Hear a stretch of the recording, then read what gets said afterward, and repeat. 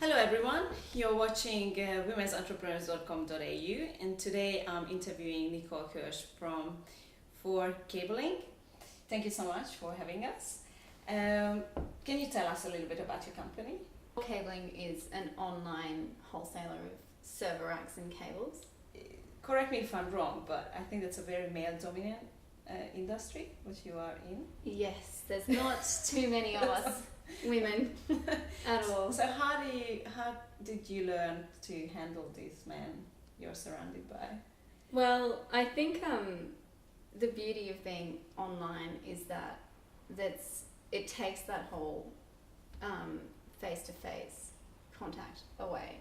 So it was a lot easier for me to contact people as just a salesperson of the company,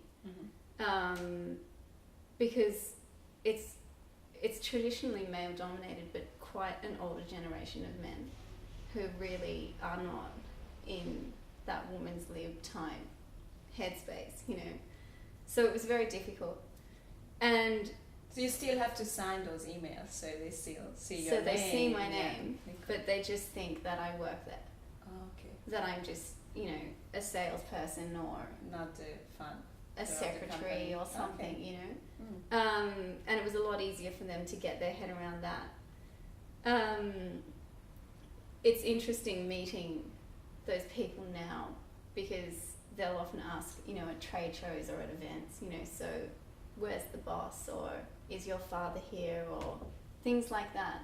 It's interesting. Yeah, it's really degrading at first, but you sort of just get used to it, where it's like, in that moment, am I gonna to cave, or am I just gonna, stand up straight and be proud of it, and, if they're not gonna want to deal with me because I'm a woman in a man's world, then see you later, and at some point they'll change, because that's just the way it works, and we've managed to turn a lot of them into customers, and I think they appreciate the level of attention to detail that women have, especially in this industry. It's very male dominated, everything's very practical, but no one's really paying attention to customer service or how the process works, or is there a way we can make this better, So I think that's part of the reason why we have been successful is, I think women have a way of looking at things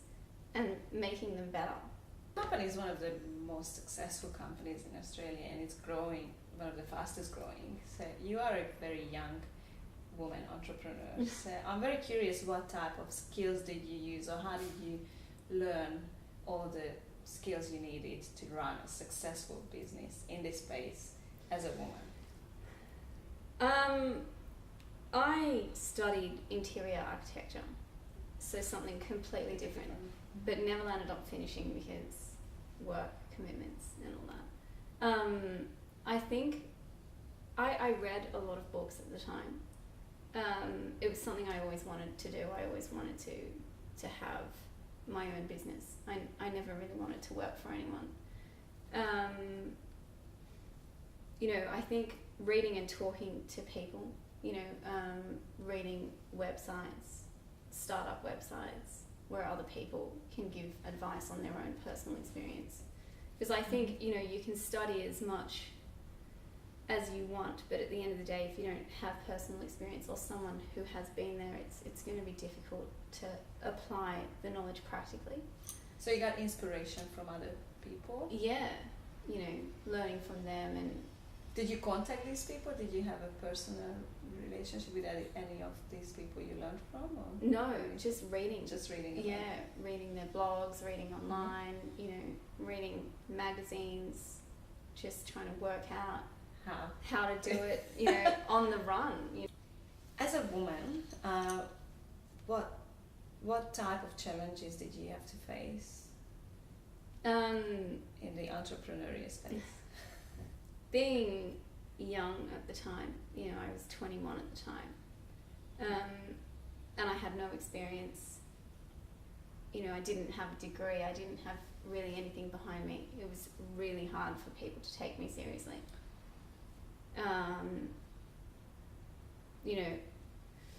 So that was really difficult. So I used to bring my dad along to things.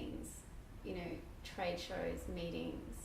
Do you think that if you had been a man with the same situation, having no finished degree, being young, but a man, would Totally that be different story. Totally different story. It would, I think I would just have been another one of the boys, you know. Getting started. That's it, you know, have a beer, talk about the footy, you know, and then talk about business. But since you were a young woman who was probably the same age as a lot of their children, you know, it was very strange for everyone. It's good to have entrepreneurial people behind you as well. You know, my dad started his own business when he was young as well, and it's still going. And you know, I think when you're brought up in that environment, you're probably more inclined to take the risk. You know, and my grandparents as well. You know, when I was a kid, my grandfather used to give me watches to take to school to sell, and I think it's just in my blood to give it a go. Do you go to a lot of networking events? We do. We do a lot of trade shows, so we meet a lot of people there, and we go to a few business events, and we meet a lot of people, and it's, you know, scary. I went to a lunch recently where I was the only woman there apart from the waitress. Wow.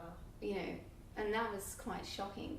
And no one wanted to talk to me because I wasn't serious enough, or, you know... They were just scared to approach you because you were the only...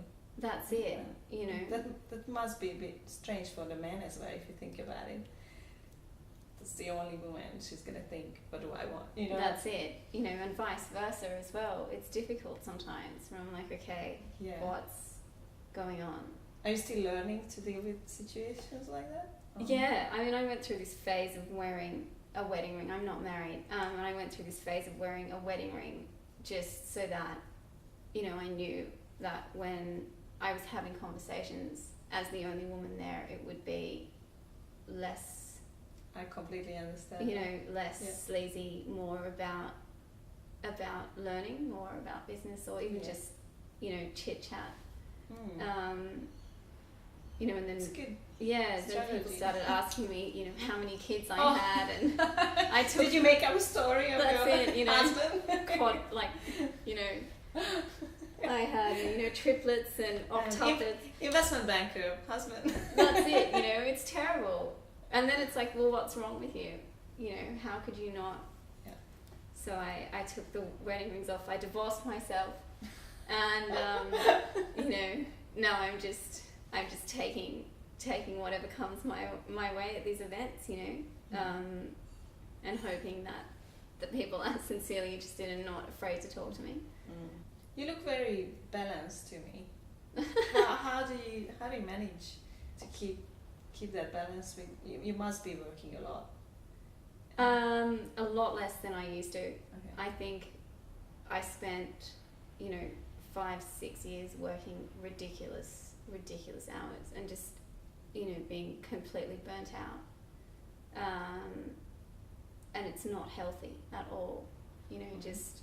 Did you realize at the time that it wasn't the right thing to do? Or? Yeah, but I didn't really know how to stop, you know, because it's just what you know, and it becomes a habit and a routine, and it's so easy to get caught up in, you know, and then it's relinquishing the responsibility and learning to let go, you know, and that's, I think, the most valuable lesson I've learned to date is just, you know, learning to trust other people to do parts of your job so that you can focus on other things. You know, it's very hard to see the bigger picture when you're so fixated on doing everything yourself.